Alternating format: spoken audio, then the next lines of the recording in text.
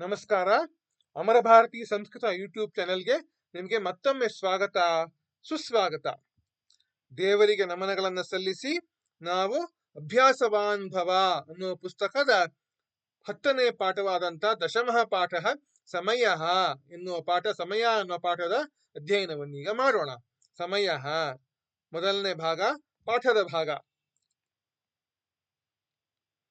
ಈ ಸಂಖ್ಯೆಗಳನ್ನು ನೀವು ಕಲಿಯಿರಿ, ನೆನಪಿಡಬೇಕು ಮನಸ್ಸಿನಲ್ಲಿ. ಏಕಂ ಅಂದ್ರೆ 1, ದ್ವೇ ಅಂದ್ರೆ 2, ತ್ರೀಣಿ ಅಂದ್ರೆ 3, ಚತ್ವಾರಿ ಅಂದ್ರೆ 4, ಪಂಚ ಅಂದ್ರೆ 5, ಷಟ್ ಅಂದ್ರೆ 6, ಸಪ್ತ ಅಂದ್ರೆ 7, ಅಷ್ಟ ಅಂದ್ರೆ 8, ನವ ಅಂದ್ರೆ 9, ದಶ ಅಂದ್ರೆ 10, ಏಕಾದಶ ಅಂದ್ರೆ 11, ದ್ವಾದಶ ಅಂದ್ರೆ 12. ಇದನ್ನ ಸಮಯಕ್ಕೆ ಹೇಗೆ ಅನ್ವಯಿಸುತ್ತಾರೆ ಅನ್ನೋದನ್ನ ಇವಾಗ ನೋಡೋಣ. ಸಮಯದ ಉದಾಹರಣೆಗಳು. ಏಕವಾದನಂ ಅಂದ್ರೆ 1 ಗಂಟೆ, ದ್ವಿವಾದನಂ ಅಂದ್ರೆ 2 ಗಂಟೆ, ತ್ರಿವಾದನಂ ಅಂದ್ರೆ 3 ಗಂಟೆ, ಚತುರ್ವಾದನಂ ಅಂದ್ರೆ 4 ಗಂಟೆ, ಪಂಚವಾದನಂ ಅಂದ್ರೆ 5 ಗಂಟೆ, ಷಡ್ವಾದನಂ, ಇದು ಷಟ್ವಾದನಂ ಅಲ್ಲ, ಷಡ್ವಾದನಂ, ಯಾಕೆಂದ್ರೆ ಸಂಧಿಕಾರ್ಯವಾಗುತ್ತೆ, 6 ಗಂಟೆ, ಸಪ್ತವಾದನಂ ಅಂದ್ರೆ 7 ಗಂಟೆ, ಅಷ್ಟವಾದನಂ ಅಂದ್ರೆ 8 ಗಂಟೆ, ನವವಾದನಂ ಅಂದ್ರೆ 9 ಗಂಟೆ, ದಶವಾದನಂ ಅಂದ್ರೆ 10 ಗಂಟೆ, ಏಕಾದಶವಾದನಂ ಅಂದ್ರೆ 11 ಗಂಟೆ, ದ್ವಾದಶವಾದನಂ ಅಂದ್ರೆ 12 ಗಂಟೆ. ವಾದನಂ ಅಂದ್ರೆ ಗಂಟೆ ಎಂದು ಅರ್ಥ. ಸಾರ್ಧ ಅಂದ್ರೆ ಅರ್ಧ ಗಂಟೆ ನಂತರ ಅಂತ ಹೇಳಿ. ಯಾವ್ದಾದ್ರೂ ಗಂಟೆ ಆದ್ಮೇಲೆ, ಅರ್ಧ ಗಂಟೆ ಆದ ಮೇಲೆ ಹೇಳ್ಬೇಕಾದ್ರೆ ಸಾರ್ಧ ಅಂತ ಹೇಳೋದು. ಸಪಾದ ಅಂದ್ರೆ ಕಾಲು ಗಂಟೆ ನಂತರ ಅಂತ ಹೇಳಿ, 15 ನಿಮಿಷದ ನಂತರ. ಇವಾಗ ಪಾದ ಅಂತಂದ್ರೆ 15 ನಿಮಿಷ ಅಂದ್ರೆ ಒಂದು ಗಂಟೆ ಕಾಲದಲ್ಲಿ 4 ಭಾಗವನ್ನು ಮಾಡಿದ್ರೆ ಒಂದೊಂದು ಭಾಗಕ್ಕೆ ಪಾದ ಅಂತ ಹೆಸರು. ಈಗ 15 ಮಿನಿಟ್ಸ್, 15 ನಿಮಿಷಗಳು. ಹಾಗಾಗಿ 15 ನಿಮಿಷಗಳ ನಂತರ ಅಂದ್ರೆ ಸಪಾದ ಅಂತ ಹೇಳ್ತೀವಿ. ಪಾದೋನ ಅಂದ್ರೆ 15 ನಿಮಿಷದ ಮುಂಚೆ ಅಂತ ಹೇಳಿ ಅರ್ಥ. ಇವುಗಳಿಗೆಲ್ಲ ಕೂಡ ಉದಾಹರಣೆಗಳೊಂದಿಗೆ ಈಗ ನೋಡೋಣ. ಸಾರ್ಧ ನವವಾದನಂ, ನವ ಅಂದ್ರೆ 9, ನವವಾದನಂ ಅಂದ್ರೆ 9 ಗಂಟೆ, ಸಾರ್ಧ ಅಂತಂದ್ರೆ 9 ಗಂಟೆ 30 ನಿಮಿಷಗಳು. 9 ಗಂಟೆಯ ನಂತರ ಇನ್ನು ಅರ್ಧ ಗಂಟೆ ಕಾಲ ಅಂದ್ರೆ 9:30 ಎಂದು ಅರ್ಥ. ಸಪಾದ ಸಪ್ತವಾದನಂ ಅಂತಂದ್ರೆ, ಸಪ್ತ ಅಂತಂದ್ರೆ 7, ಸಪ್ತವಾದನಂ ಅಂದ್ರೆ 7 ಗಂಟೆ, ಸಪಾದ 15 ನಿಮಿಷ, 7 ಗಂಟೆ ಆಗಿ 15 ನಿಮಿಷವಾದರೆ ಅದು ಸಪಾದ ಸಪ್ತವಾದನ. ಈಗ AM ಆರ್ PM, ಬೆಳಿಗ್ಗೆನೋ ಸಂಜೆನೋ ಅನ್ನೋದು ಗೊತ್ತಾಗೋದು ಸಂದರ್ಭಾನುಸಾರ ನಾವು ತಿಳಿದುಕೊಳ್ಳಬೇಕಾಗುತ್ತದೆ. ಆ ವಾಕ್ಯದಲ್ಲಿ ಯಾವ ಸಂದರ್ಭ ಇದೆಯೋ ಅದಕ್ಕೆ ಅನುಸಾರವಾಗಿ ನಾವು ಹಗಲು ಹೊತ್ತೋ ಇಲ್ಲ ಸಂಜೆ ಹೊತ್ತೋ ರಾತ್ರಿ ಹೊತ್ತೋ ಮಧ್ಯಾಹ್ನದ ಹೊತ್ತೋ ಅನ್ನೋದು ನಾವು ತಿಳ್ಕೊಬೇಕು. ಪಾದೋನ ಪಂಚವಾದನಂ, ಪಂಚ ಅಂತಂದ್ರೆ 5, ಪಂಚವಾದನಂ ಅಂದ್ರೆ 5 ಗಂಟೆ, ಪಾದೋನ 5 ಗಂಟೆ ಆಗೋದಿಕ್ಕೆ 15 ನಿಮಿಷ ಮುಂಚೆ ಅಂದ್ರೆ 4:45, 4 ಗಂಟೆ 45 ನಿಮಿಷಗಳು ಎಂದು ಅರ್ಥ. 4:45 ಗಂಟೆ ಎಂದು ಅರ್ಥ. ಪಾದೋನ ಪಂಚವಾದನಂ. ಈಗ ಕೆಲವು ಉದಾಹರಣೆಗಳನ್ನು ನೋಡೋಣ.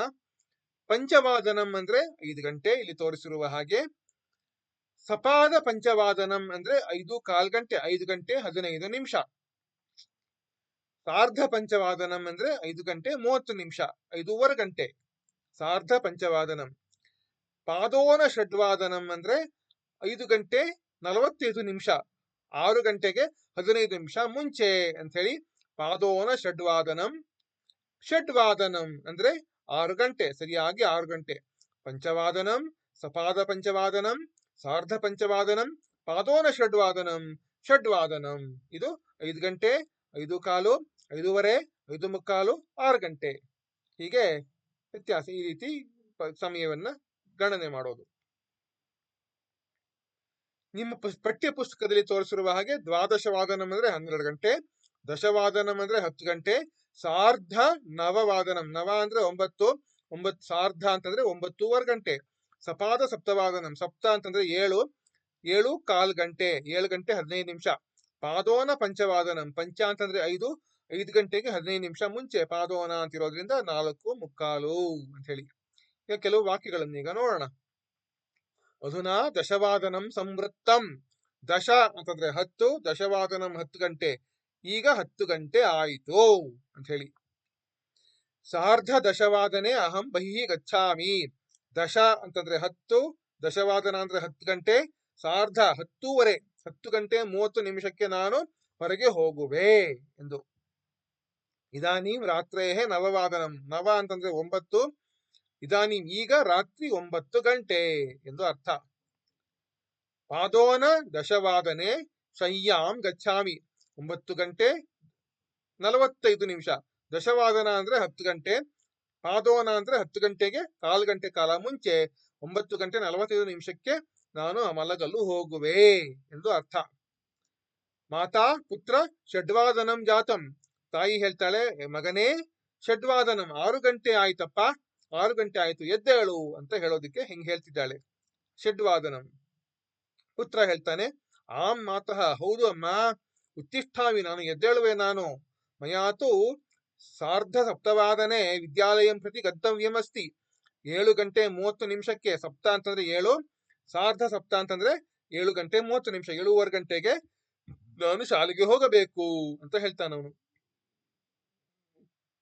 ಸಂಪ್ರತಿ ಅಷ್ಟವಾದನಂ ಜಾತಂ, ಅಷ್ಟ ಅಂತಂದ್ರೆ 8, ಅಷ್ಟವಾದನಂ ಅಂದ್ರೆ 8 ಗಂಟೆ, ಈಗ 8 ಗಂಟೆ ಸಮಯ ಆಯ್ತು ಅಂತ ಹೇಳಿ.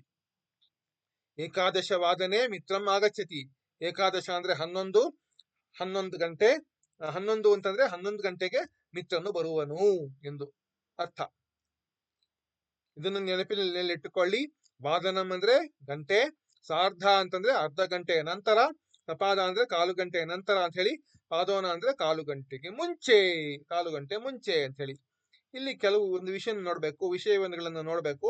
12:45 ಅಂತಂದ್ರೆ ಪಾದೋನ ಏಕವಾದನಂ ಅಂದ್ರೆ ಸಂಧಿ ಕಾರ್ಯವಾಗಿ ಪಾದೋನೈಕ ವಾದನಂ ಅಂತ ಆಗುತ್ತೆ.